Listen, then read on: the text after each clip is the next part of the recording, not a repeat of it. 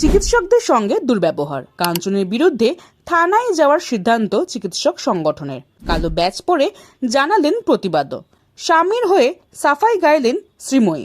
সম্প্রতি শ্রীময়ীর এক আত্মীয়কে নিয়ে কলকাতার স্কুল অব ট্রপিক্যাল মেডিসিনের আউটডোরে চিকিৎসা করাতে চান কাঞ্চন মল্লিক এবং শ্রীময়ী চট্টরাজ।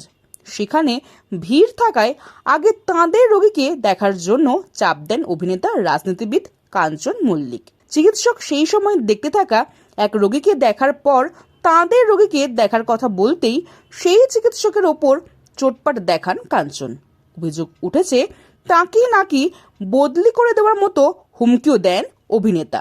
এই ঘটনার বিষয়ে আক্রান্ত চিকিৎসক মেহবুব রহমান জানান, ঘটনার সময় তিনি এক শিশুকে দেখছিলেন। ঠিক সেই সময় নিয়মের লাইন না মেনে রোগী নিয়ে সেখানে ঢুকে পড়ে কাঞ্চন মল্লিক। চিকিৎসককে জোর করেন আগে তার রোগীকে দেখে তার রক্তচাপ মেপে মেটফরমিন লিখে দেওয়ার জন্য।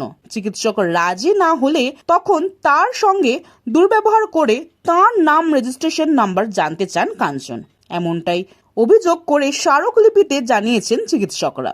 এমনকি সিসিটিভি ফুটেজ খতিয়ে দেখে প্রত্যক্ষদর্শীদের বয়ান শুনে পশ্চিমবঙ্গ মেডিকেয়ার পরিষেবা ব্যক্তি এবং প্রতিষ্ঠান 2009 আইন মেনে কাঞ্চনের বিরুদ্ধে ব্যবস্থা নেওয়ার জন্য তারা বড়বাজার থানায় অভিযোগ করেন। এমনকি এই ঘটনার বিচারের দাবিতে কালো ব্যাচ পরে প্রতিবাদ দেখান চিকিৎসকরা। সেই সঙ্গে কাঞ্চন মল্লিক তৃণমূল বিধায়ক হওয়ায় রাজনৈতিক তরজাও চরমে উঠেছে। চিকিৎসকরা চায় এই ঘটনার সঠিক বিচার হোক। তারা কাঞ্চন মল্লিকের এই আচরণের বিরুদ্ধে তীব্র প্রতিবাদ জানিয়েছেন।